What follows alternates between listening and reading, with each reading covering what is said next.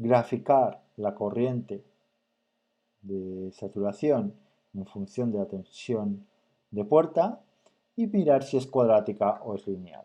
Si es más lineal, pues querrá decir que los portadores llegan a esa velocidad de saturación. Eso se va a observar cuando tenga campos eléctricos grandes dentro del canal.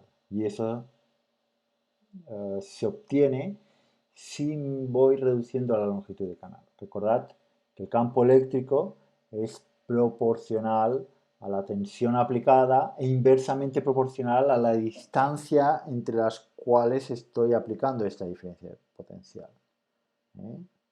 Puedo poner como una estimación un poco ruda del campo eléctrico como la tensión dividido por la longitud entre los dos puntos en donde tengo esa tensión. V dividido por L. V dividido por L será ese, ese campo eléctrico. ¿Vale? Por tanto, si L es pequeñito, el campo eléctrico crece mucho dentro del canal. Y eso es lo que muestro aquí. Es decir, en transistores MOS de longitud muy corta, tengo campos eléctricos internos grandes y los portadores llegan a la velocidad de saturación, digamos, cosa que no hacían si las tecnologías de transistores MOS de longitud de canal relativamente grandes, que son esas tecnologías de una micra o más, ¿no? Que tenemos una longitud de canal de más de una micra. Para tecnologías de longitud de canal submicrónica, es decir, que tenemos menos de un valor de L mayúscula inferior al micrómetro, entonces observamos más esta linealidad, que no la relación cuadrática entre tensión de puerta y corriente de drenador.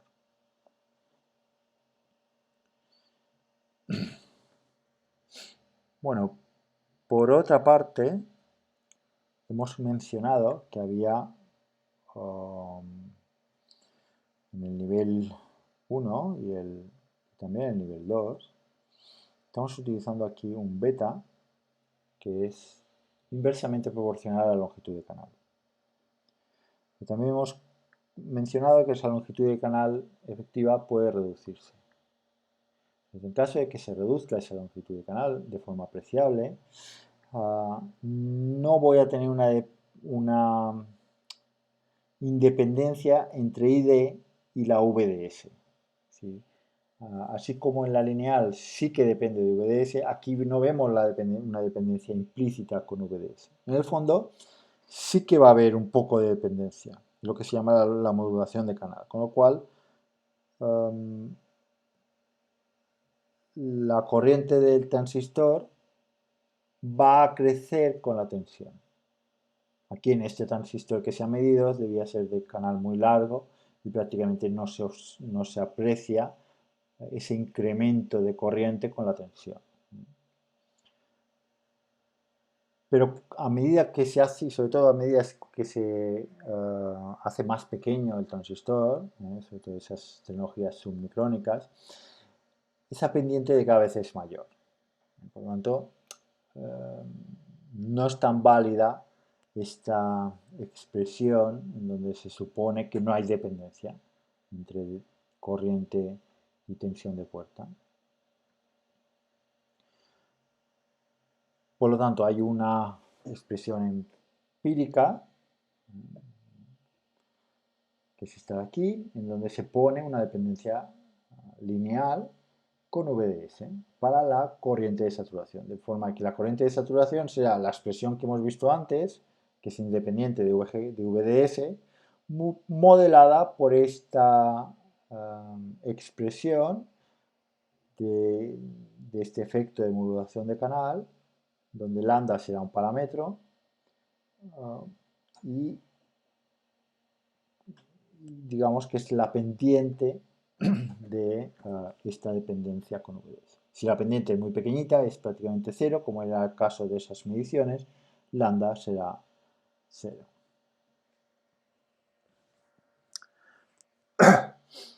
Bueno, último punto que tenemos aquí en relación a cuál va a ser mis características reales de corriente del transistor, se refiere a la corriente de subumbral. Hasta ahora, nuestro modelo es que para tensiones de puerta inferiores a la tensión umbral, mi corriente es cero, que es esa región de corte, ¿no? Es el modelo de inversión fuerte,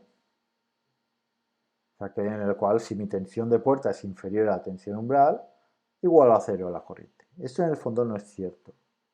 Para tensiones inferiores a la umbral, la corriente será pequeñita, pero no será nula. Habrá lo que se denomina una corriente subumbral. No voy a entrar en la derivación de estas expresiones, pero tendría una dependencia respecto al mecanismo de difusión a lo largo de los dos diodos que tenemos enfrentados. Recordad que cuando no tenemos canal tenemos una estructura NPN y eso comporta es semejante al comportamiento de lo que es el transistor bipolar, que no hemos visto en este curso, en lo que es el transistor bipolar o BJT, y que es eso, una estructura de tres zonas, zona N, zona P y zona N, que están intercaladas. Por tanto, no voy a entrar en cómo se derivan estas expresiones, simplemente notar que vamos a tener una dependencia exponencial con esta resta. Esta corriente, que me aparece cuando VGS es inferior a VT, o que es, digamos, la que me quedaría para esa situación de tensión subumbral, pues tenemos que es exponencialmente dependiente con VGS menos VT. Por lo tanto, en principio esto sería negativo y por tanto este parámetro sería inferior a 1.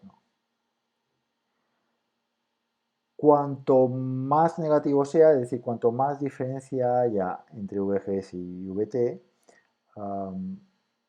menor será esta corriente de drenador.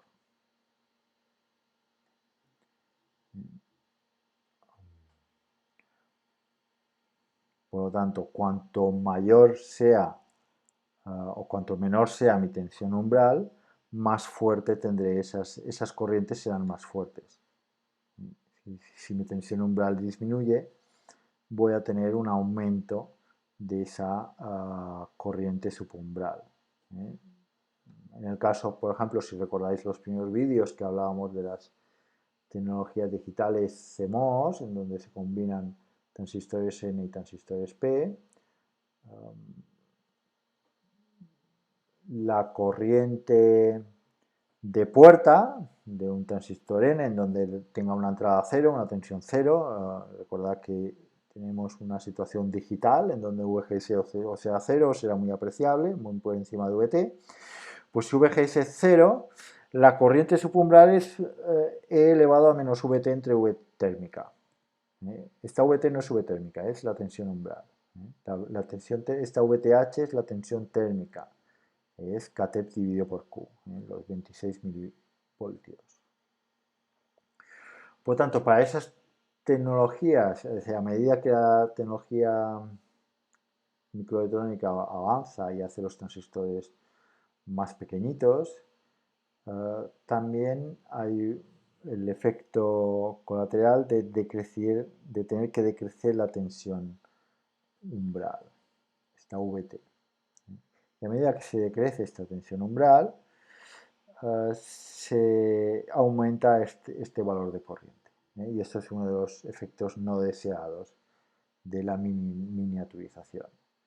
Con la miniaturización se han de rescalar todas las tensiones, la tensión de alimentación y esta tensión umbral, debido a que al ser un dispositivo más pequeño, con grosores de óxido, STOX, con grosores de óxido más pequeños, pues son susceptibles de rupturas si mis campos eléctricos se mantienen constantes. Por lo tanto, tengo que reescalar el campo eléctrico.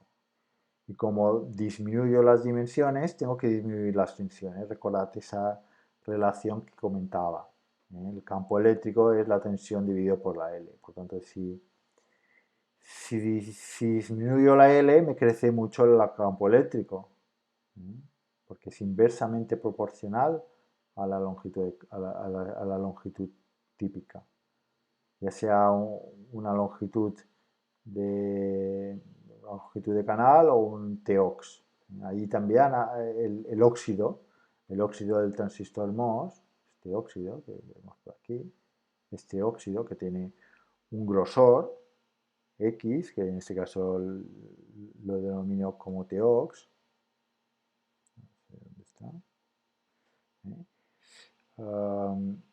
Está sufriendo un campo eléctrico. Si ese campo eléctrico es demasiado grande, se me va a romper el óxido y va a aparecer no, se va a quemar, entre comillas, se pone a conducir y se crea una pista conductiva que por donde se ha roto el óxido, pues ya no tengo ese sistema de aislamiento que comentábamos anterior. Por tanto, si yo voy reduciendo estas longitudes típicas, no puedo mantener tensiones de alimentación constantes como antes, tengo que reducirlas para moderar el incremento del campo eléctrico.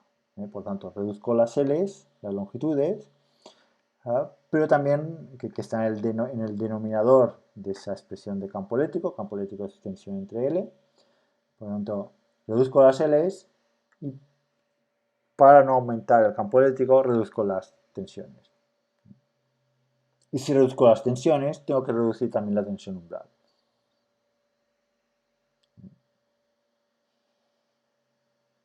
El efecto negativo es aumento de corrientes subumbrales. El problema, uno de los problemas más graves de la tecnología CMOS submicrónica y es un problema para la miniaturización, ¿no? Esta dependencia exponencial con esta menos VT.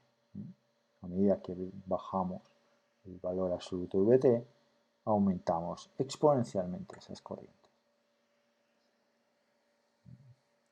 Bueno, en los modelos de SPICE 1 y 3 conjugan ¿no? Se utiliza una expresión más simple, ¿no? Simplemente esta dependencia exponencial. Y bueno, hay otros modelos como el nivel 4 de SPICE, que se llama el BESIM 1, y que conjuga, lo que hace es pues, unir las dos expresiones, la expresión de alta inversión y la expresión de difusión o subumbral, ¿no? En esta expresión conjunta que lo que hace es un poco coger el máximo de las dos. Esto viene a ser una especie de función máxima. Por un lado tenemos la curva de I de diff, sería esta inversión débil, y por otra parte I-limit, ¿no? I-limit sería la inversión fuerte. Justo en VGS igual a VT, la corriente es cero, por lo tanto el logaritmo de cero es menos infinito, se va a menos infinito.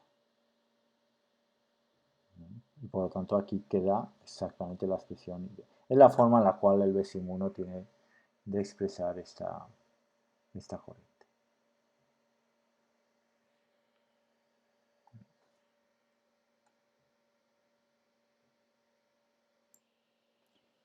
La dependencia de la corriente de drenador en función de la temperatura está en relación con dos efectos contrarios. Por un lado está la dependencia con la tensión umbral, que hace que a medida